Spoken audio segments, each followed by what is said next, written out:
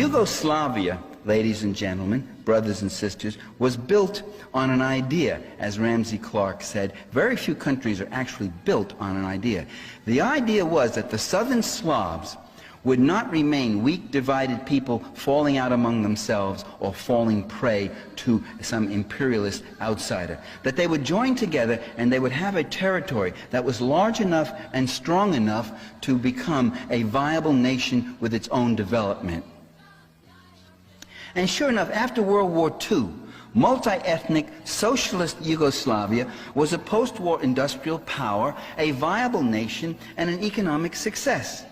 Between 1960 and 1980, it had one of the most vigorous growth rates, a decent standard of living, free medical care and education, guaranteed right to a job, 1 month free vacation with pay.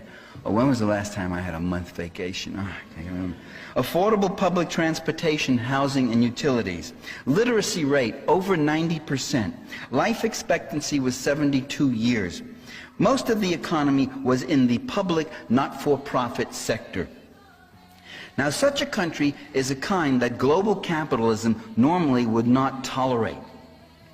Still, Yugoslavia was allowed to exist for some 45 years because it was seen as a buffer to the Soviet bloc, the Warsaw Pact nations. At the same time, efforts were made to undermine the socialistic features of Yugoslavia's economy. Yugoslavia opened itself up to Western capital penetration as early as the late 60s, early 70s, I think it was.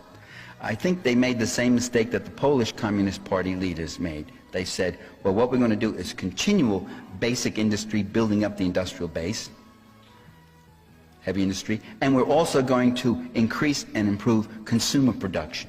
Now, how are we ever going to be able to do both of those things, you see? Very simply, we got the answer. We'll borrow from the West. Well, once they started borrowing, with borrowing from the West came IMF penetration and an enormous debt. With debt came IMF demands for restructuring. Restructuring is a euphemism for a harsh austerity program. You cut back in public sector spending. You cut wages. You cut employment.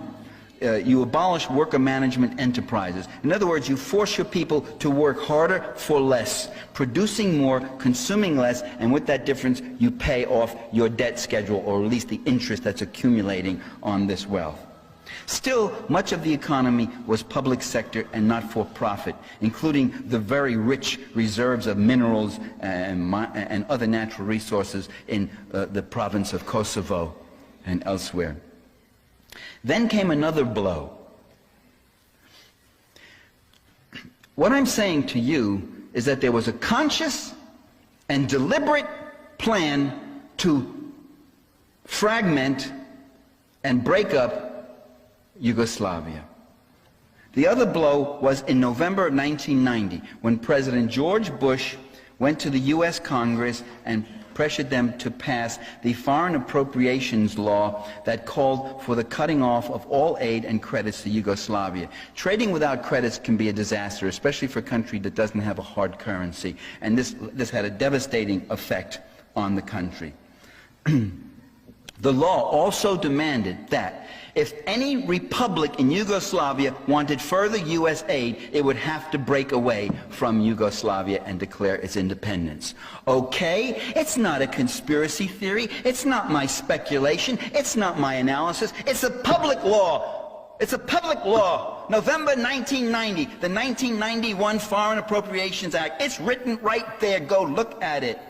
The ultimate goal was to break up Yugoslavia into a weak and helpless cluster of right-wing banana republics, privatized, deindustrialized. The U.S. decided to destroy, with the other Western powers decided to destroy Yugoslavia in 1989, when it became evident that it was the one country in Eastern Europe that would not voluntarily overthrow what remained of its socialist system.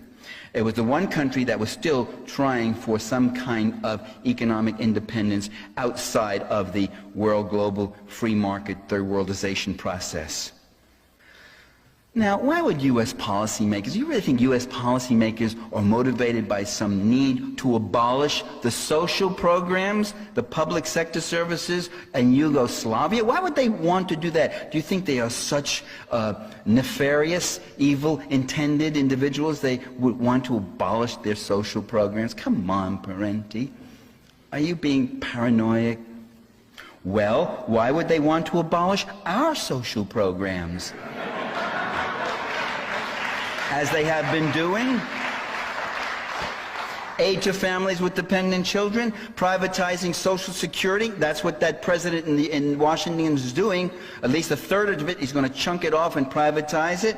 Right under your noses while saying he's saving and serving Social Security, public health services, public education, environmental regulation, as inadequate as all of these things have been, being cut back, library services. Oh, we used to have that service. Sorry, we don't have enough funds anymore. Not enough funds because we've got to build those missiles, you see. It's the third worldization of Yugoslavia, and it's the third worldization of the USA, and it's the third worldizations of everywhere. That's what the people in column A want. They want a nation that's run by about 50 multi-billionaires, and the rest of us will be 260 million peasants working from hand to mouth for them. Mi smo živjeli u najljepšoj državi na svijetu koja se zvala Jugoslavija i koja je bila bez granica. Evropa koja je bila podijeljena i bila država sa granicama je ukinula granice između sebe i stavila nama Jugoslavenima granice između sebe. Sad su oni bez granica, mi smo s granicama i borimo se da uđemo ponovo u državu bez granica. Igre bez granica. Prema tome